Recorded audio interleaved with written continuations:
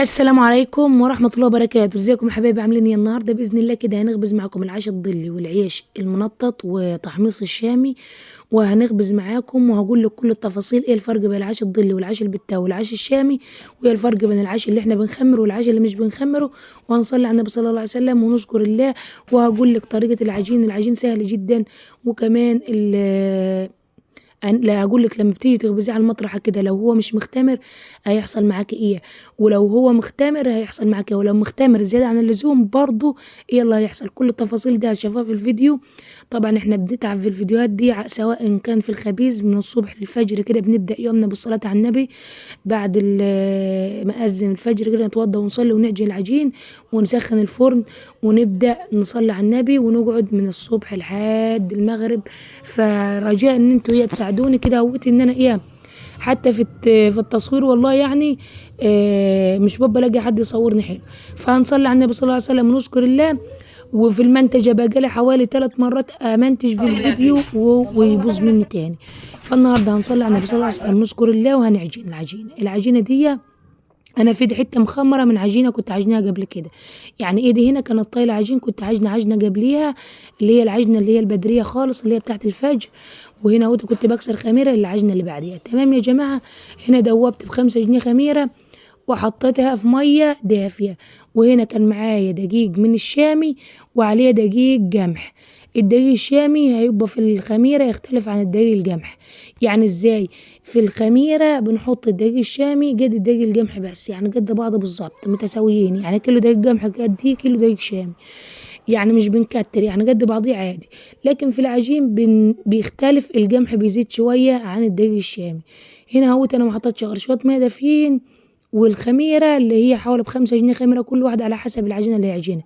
طبعا دي العجينه اللي هي الخميره دي هتخمر طشت كبير، يعني فانا حاطه خميره حته، يعني كانت مخمره من عجينه اللي قبليها، اللي هي قطعه يعني كده حوالي رغيف مثلا، كانت مخمره من العجينه اللي قبليها، وضفت عليها الدقيق وضفت عليها خميره. وهقول لك في العجين ازاي بتخلي العجينه كلها تبقى زي بعضيها وسوا بعضيها. هنصلي على النبي ونذكر لا لا بذكر الله تطمئن القلوب. اللهم صل وسلم وزد وبارك على سيدنا محمد صلى الله عليه وسلم. وهتعجن العجينه كده مش هتاخد معاك حاجه. انا والله يعني كنت فاتحه الفيديو على قد يعني العجينه دي زي ما عجنتها كده، يعني لا سرحتها ولا زودتها ولا كده. فيعني زي ما انتم شايفين طبعا العجينه اللي انتم شفتوها معايا دي هنضيفها على الدقيق ده. الدقيق ده هقول لك قد ايه. صلاه على النبي صلى الله عليه وسلم، لو معاك 5 دقايق شامي هتحط عليهم 6 دقايق قمح. يعني القمح زيادة حج أو زيادة كيلو، يعني أنا معايا 4 كيلو دقيق من الشامي هحط عليهم 5 دقايق قمح. وبصي العجين دوا يكون بصي بيكون عرق ملوش عرق، علشان متضاف عليه عجين شامي، يعني متضاف عليه دقيق شامي. وصلى على سيدنا محمد صلى الله عليه وسلم. برضو المية ما تكونش سخنة قوي ولا المية مرصرص علشان احنا في الشتاء. تمام. لكن في الحرارة ممكن تعجن العجينة دي بمية من الحنفية، ما تبقى نازلة المية دافية من الحنفية. فصلت على سيدنا محمد صلى الله عليه وسلم، فكمية العجين كانت كبيرة شوية بس، فسلفت حطت ايدها معايا. صلى على النبي صلى الله عليه وسلم واذكر الله. العجينة اللي هي في الانجر دي اللي انا كنت مخمراها من دي شوية. تمام. يعني اللي هي بص هنضيف على العجين ده، والعجين ده كنت حاطه له برضو ب5 جنيه خميره في الميه اللي احنا بنكبها على العجين. يعني الميه اللي انا بكبها دي شايفينها طب لونها مبيض شويه، ضايفه عليها ب5 جنيه خميره. يعني العجين ده واخد حوالي ب10 جنيه خميره بيره. يعني حوالي قد ايه يا جماعه؟ العجين ده واخد حوالي 2 او 3 ليمونات كده، حوالي بصلة من اللي هي ربع كيلو كده مثلا، ربع كيلو خميره. صلاة على النبي صلى الله عليه وسلم. بعد ما حطينا الخميرة طبعا وبدأنا نعجن العجين دوا، فصلوا على سيدنا محمد صلى الله عليه وسلم. العجين ده زي ما قلت لكم كده بيكون ميكس من الدقيق القمح والدقيق الشامي وعليه حبة ملح بس، ومفيش أي حلبة، لأن العجين اللي هو الدقيق العجين المنطط يختلف عن العجين اللي هو بتاع البتاو. صلاة على النبي. هنا هوت طبعا هنعجن كمية تاني زي اللي احنا عجناها، بس حبيت اوريكم العجينة بنعملها ازاي. في ناس بتضيف الخميرة دي، الخميرة اللي انتوا شفتوني برضو انا بكسرها، يعني بقول لكم اللي هي قد بعضيها، حج شامي على حج قمح. وعليهم ب5 جنيه من الخميرة او حوالي ليمونتين كده من الخميرة. تمام يا جماعة. وهنضيف عليهم حوالي معلقتين ملح. دي المية دي كانت دافية، وضفنا الخميرة وهنقلبها في الدقيق علشان الخميرة تبقى زي الدقيق وكله يبقى زي بعضيه والعجينة تختمر بسرعة. بصي برضو وانت تعجني العجين لازم يكون الطشت او الجروانة او الصحن اللي انت بتعجني فيه ده يكون يعني قد الحاجة ضريا، يعني في براح ان هو العجين يختمر معاك، لان العجين ده فيه خميرة. لكن لو عجين عجين بالتاو مش بنحط له خميرة، فيعني عادي تعجنيه على حاجة في حاجة قديه برضه. لكن ده زي العجين الضلي، بس العيش الضلي مش بنضيف له اي دقيق شامي. هقول لك العجين الضلي بنضيف له دقيق القمح بس، اللي هو نمرة 1 أو نمرة 2، اللي هو القمحة الجميزة أو القمحة 6/12. فطبعا ده دقيق شامي، وهقول لك ازاي بنحمص الشام وازاي بنحتفظ بيه. وبعد كده هويتي هتنخليه، الدقيق ده كان دقيق شام ودقيق قمح، بتنخليه وبتضيفي 6 قمح. القمح أكتر من الشام، 6 كيلو قمح و6 كيلو و5 كيلو من الشام، 6 كيلو قمح و5 كيلو من الشام. خلصنا عجين وسيبناه اختمر كده وملا الأنجر أو ملا الجروانة أو ملا الصحن اللي انت بتعجني فيه. بتجيبيه كده تطلعيه فوق جنب الفرن، وتبدأ بالصلاة على النبي صلى الله عليه وسلم وتذكر الله وتدور تقطيع. كل ما تقطعي اللهم صل على النبي، كل ما تقطعي رغيف بتسيبيه يسيح شوية علشان وانت بتخبز على المطرحة الكبيرة يعني يفك معاكي، ما يبقاش ليه حوافي، وفي نفس الوقت يوسع معاكي بسرعة، ويبقى لو مختمر العجين حلو بيكون طالع كباب كباب، يعني منفخ حتة حتة يعني كده، مش اللي هو جاي يعني الرغيف مش بيقوم فرعتين اللي هو المنطط. لو جام كباب كباب بيكون احسن، لو جام فرعتين بيكون خفيف قوي وهش قوي ويتكسر منك بسرعة وما تقدريش تحفظيه. فصلى على النبي. هنبدأ نخبز على المطرح الكبيرة كده. لما تيجي تخبز على المطرح الكبيرة لازم تكوني حاطه لها تجريص ومظبطاه يعني في التجريص علشان ما تلزقش منك. بنكسر على المطرح الصغيرة، يعني بنخبزها شوية على المطرح الصغيرة ونكمل خبيز على المطرح الكبير. فلما بتيجي تخبز على المطرح الكبيرة كده الرغيف بيوسع معاك بسرعة، وفي نفس الوقت مش بياخد معاكي خبيز من طول ما هو مختمر كويس. لو مش مختمر عاد كويس، ايه اللي بيحصل فيه؟ بيربى حوافي والعيش بتاعك بيكون ناشف، ويعني وهو طالع من على الفرن ما يبقاش كده دايش زي الشيبسي. العيش بتاعنا لو انت مخمراه كويس وخبزاه كويس بيكون دايب زي الشيبسي كده. وكمان بصي مال المطرح ازاي، لا في حافة ولا في كده. بصي كمان على الفرن بيطلع البجاليل دي، البجاليل دي دليل على ان العيش ده فيه خميرة ومختمر ومطلع، يعني البجاليل دي مع سخونة الفرن. لازم الفرن يكون سخن معاك كويس علشان لو الفرن بارد العيش هيحطب منك ومش هيبقى كويس.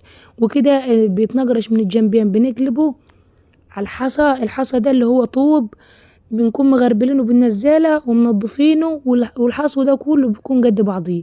لو الحصو ده فيه كبير قوي وفيه صغير قوي هيفجع منك الرغيف او هيخرب منك الرغيف وانتي بتدايريه على الفرن. تمام. انا لميت الحصى هنا ورميت